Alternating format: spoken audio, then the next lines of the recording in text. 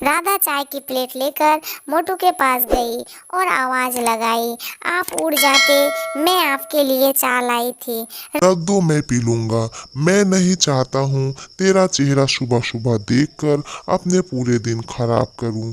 चले जा, मेरे लिए गरम गरम आलू के कचौरी बनाकर रखना। शक्ल अच्छी नहीं है तो कम से कम खाना तो अच्छा बनाया कर। मनहूस कहेगी। मोटू की रोज की आदत थी राधा को परेशान करने की और ताना देने की। राधा देखने में सादा सीधी साधारण सी एक महिला थी। उसका मन बहुत सुंदर था। वो कभी भी मोटू की बातों का बुरा नहीं मानती थी। वो कहीं ना कहीं अपने अंदर ही दोष ढूंढती थी। इसका एक कारण था, राधा शादी के 12 साल बाद भी माँ नहीं बन पाई थी। मोटू की नफरत की ये भी एक वजह थी। मेरे ही कर्म फूटे थे जो तेरे से शादी हो गई। अम्मा की मति मारा गई थी जो तुम्हें मेरे लिए पसंद कर लिया। ना शकल सुंदर है, ना मुझे कोई औलाद की सूख दे पा रही हो। अरे तुम उसको क्यों दोष दे रहे हो? डॉक्टर ने सारा चेकअप किया। अब जो माँ नहीं बन पाई इसमें उसका क्या दोष है? अम्मा, मेरे माँ होकर राधा के पक्ष लेती हो।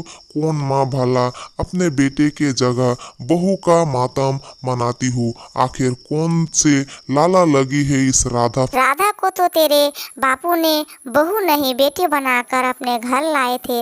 उसे हर वक्त कोसना बंद करो। मोटू वहाँ से चला जाता है और राधा रोने लगती है। अम्मा, अब मैं क्या करूँ? मैं कैसी बहू हूँ जो इस परिवार को कोई सुख नहीं दे पा रही हूँ। वो गांव में एक मोटू के दोस्त रहते थे। मोटू हमेशा गुस्सों से उसके पास चला जाता था। क्या हुआ, इतने गुस्से में क्यों है? रोज रोज उस मनहूस राधा का चेहरा देखकर तंग आ गया हूँ। समझ नहीं आता अब मैं क्या करूँ। तो तभी वहाँ मीरा चाय लेकर आई। मीरा का चेहरा देखकर वो बार बार उसके तरफ देखता रहता है। ये कौन है? इसे तो पहले यहाँ कभी नहीं देखा। ये मेरी साली है, शहर से आई हुई है, 10 भी पास है। मीरा को देखकर मोटू के मन में न जाने कौन से ख्याल आने लगे। तभी रोजाना मोटू अपने दोस्त के घर आने लगे और मीरा को अपने तरफ आकर्षण करने लगे। अगले ही दिन घर में जुड़ी हुई पैसों से मीरा के लिए गहना और हार खरीद कर उपहार देता है। मैं मीरा को एक नाम देना चाहता हूँ। मैं मीरा से शादी करना चाहता हूँ। तुम्हें कोई एतराज नहीं है तो? मैं भी मोटू के बिना नहीं रह सकती हूँ। मोटू से मैं बहुत प्यार करती हूँ। मोटू और मीरा शादी कर कर चले जाते हैं। अब अम्मा देखो, मीरा नहीं चाहती कि राधा के साथ में रहे, इसलिए मैं चाहता हूँ तुम और राधा सामने वाले छोटे घरों में चली जाओ। और हाँ, खर्चा पानी तो मैं दे नहीं पाऊंगा। राधा और उसकी सास छोटे घर में चली जाती है। मीरा को तो फिजूल खर्चे करने की आदत थी, क्योंकि मीरा शहर में पली बड़ी हुई थी। इसलिए मोटू को भी शहर घूमने ले जाया करती थी। मीरा को एक बेटा पैदा हो गया था, पर फालतू खर्चे की वजह से मोटू के काम बिल्कुल बंद हो गए थे।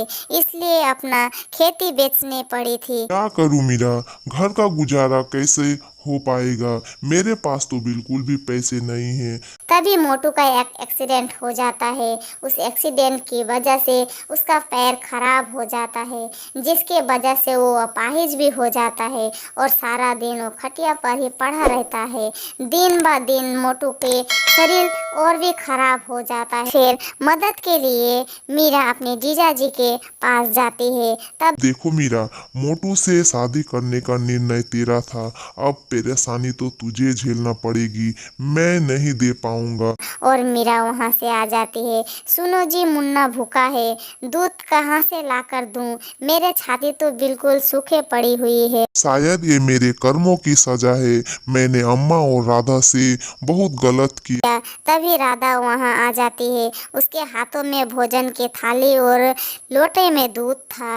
ये लो मीरा, मुन्ना के लिए दूध है, ये मुन्ना को पिला दो। दीदी आपने मेरे लिए इतना किया, मैं ये सब मुन्ने के लिए कर रही हूँ। ये तो मासूम है और तुम दोनों में से किसी को भी कुछ हो जाए तो मुन्ना अनाथ हो जाएगा। मैं तुम्हारे परिवार को पालूंगी। मोटू तो रोने लगे। जब कोई उसका साथ नहीं दे रहा था तभी फिर राधा उसको और उसका परिवार को संभालने आ गई।